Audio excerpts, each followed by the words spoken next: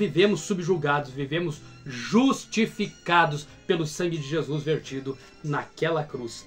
Olá, meus irmãos, como vocês estão? Tudo bem? Passando aqui para compartilhar a palavra de Deus com você. E nós continuamos aqui com a pessoa de Pedro, o apóstolo Pedro, aquele o qual nós falamos aqui lá no começo, no primeiro dessa série, que estamos falando de Pedro aqui. E começamos ali falando a partir da morte e ressurreição do nosso Mestre, Jesus Cristo.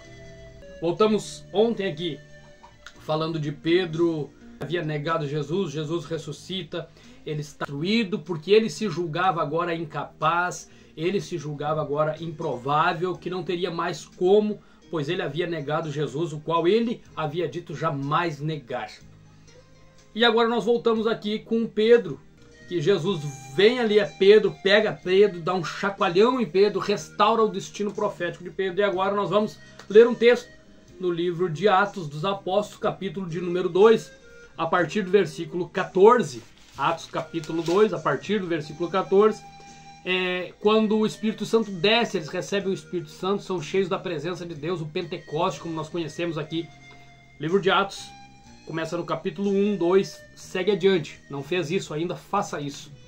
Leia a história, leia a palavra, se alimente dessa palavra e você será cheio do poder e da graça de Deus. Meus irmãos, no capítulo 2, no versículo 14, está escrito assim: Então se levantou Pedro com os 11 e erguendo a sua voz advertiu-os nestes termos: Varões judeus e todos habitantes de Jerusalém, tomai conhecimento disto e atentai nas minhas palavras. No versículo 15, estes homens não estão embriagados, como vindes pensando, sendo esta a terceira hora do dia. Mas o que ocorre é o que foi dito por intermédio do profeta Joel. E aqui ele prega a palavra para os judeus. Ele prega a palavra para aquele povo que conhecia a palavra. Eis que nos últimos dias derramarei do meu espírito sobre toda a carne. E ele traz aqui essa palavra. Mas só que o mais interessante que eu gostaria de compartilhar com você, neste dia, é que aqui nós vamos ver Pedro com toda a autoridade que Jesus nos deu para Pedro, para mim e para você, que está aí do outro lado.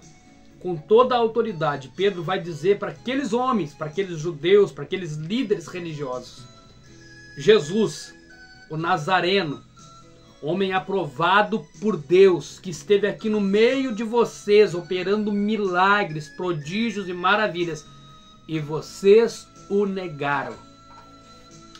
Pedro vai olhar nos olhos daqueles homens, daquela liderança, talvez nos olhos daqueles que disseram para ele assim: Ei, você é um dos que estava com ele quando Jesus estava sendo levado para ser crucificado. E Pedro disse: Não, eu nem o conheço. Pedro olha nos olhos daqueles homens e diz: Ele esteve aqui, operou milagres, maravilhas, prodígios, e vocês o negaram.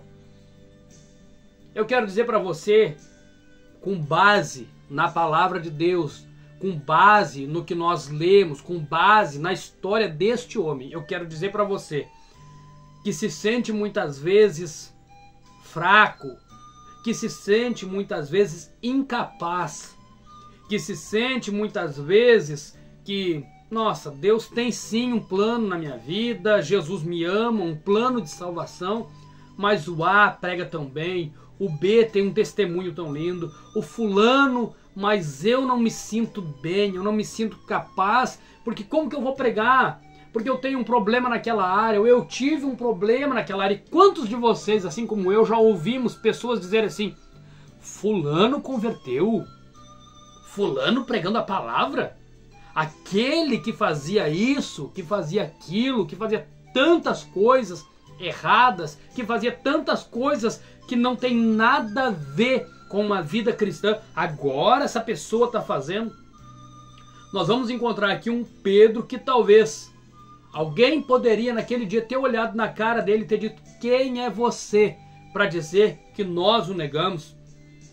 Nós não andávamos com ele, nós não éramos discípulos dele como você era. E quem foi que negou ele agora? Mas por que que Pedro, a partir daquela conversa com Jesus, em que Jesus diz para ele: Pedro, tu me ama, apacenta as minhas ovelhas. A partir daquela conversa, aquela agonia, aquela tristeza, aquele sentimento de desprezo, de angústia que Pedro vinha carregando no seu peito, pois havia negado Jesus, de repente muda. E aquele homem para baixo, aquele homem desanimado, aquele homem triste, angustiado, se transforma em um novo homem agora. E o que faz aquele Pedro que diz para Jesus: olha, Senhor, tu me conhece, angustiado, tu sabe que eu te amo, eu errei, eu pisei na bola, eu falhei, mas tu sabe que eu te amo. Aquele mesmo Pedro agora prega a palavra de Deus com autoridade, diz para os judeus assim: ei, atentem às minhas palavras. Ele esteve aqui e vocês o negaram. Qual é a diferença daquele Pedro para este Pedro?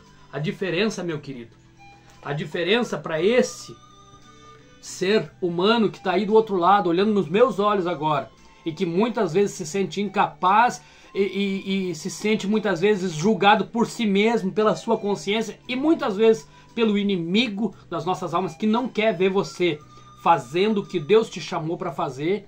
Pensa: poxa, mas eu fiz tanta coisa errada, eu não sou digno, eu não sou capaz. A diferença é que antes aquele Pedro era um Pedro que vivia subjugado por suas atitudes antes de ser justificado pela morte e ressurreição de Cristo Jesus, o nosso Senhor.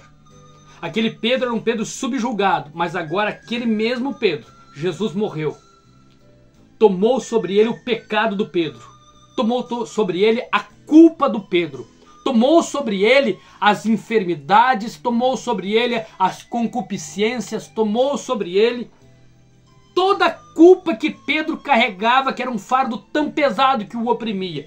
Jesus toma sobre ele aquela culpa, morre naquela cruz, ressuscita e volta a Pedro e diz para Pedro: Pedro, o passado morreu, o pecado foi lançado no mar do esquecimento, as falhas e os erros cometidos foram lançados no mar do esquecimento, agora vá e apacenta as minhas ovelhas. E ele está dizendo para você hoje, neste momento, ele manda eu dizer para você: ei, esquece, abandona aquilo que vem te subjulgando, aquilo que vem pesando nos teus ombros, aquilo que diz que você não pode, que você não é capaz, que você não consegue. Abandona, porque tudo isso foi levado naquela cruz.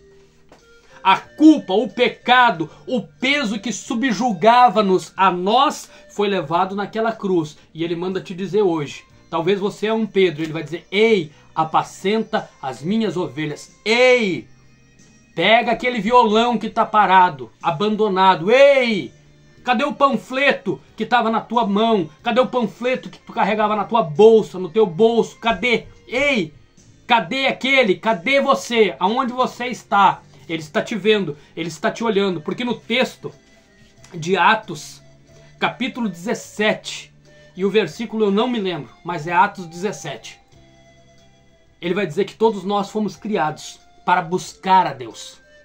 Buscar, de um só. Fomos todos os homens criados para buscar a Deus. E ainda que cego pelos nossos pecados, aqueles que nós aceitamos, porque todo pecado já foi perdoado, mas aquilo que nós fizemos e que nos subjuga, ainda que cego, tateando, o encontraremos, porque ele não está longe, ele está aí do teu lado agora, ele está te abraçando agora dizendo: ei, Pedro, esquece o momento que tu negou, esquece o momento que hoje tu carrega uma culpa, abandona esse momento e vem viver o novo de Deus, vem viver o que Deus tem para a tua vida. Deixe de ser subjugado e agora passe a ser justificado pelo Deus Todo-Poderoso que entregou o seu Filho, que morreu no meu e no teu lugar.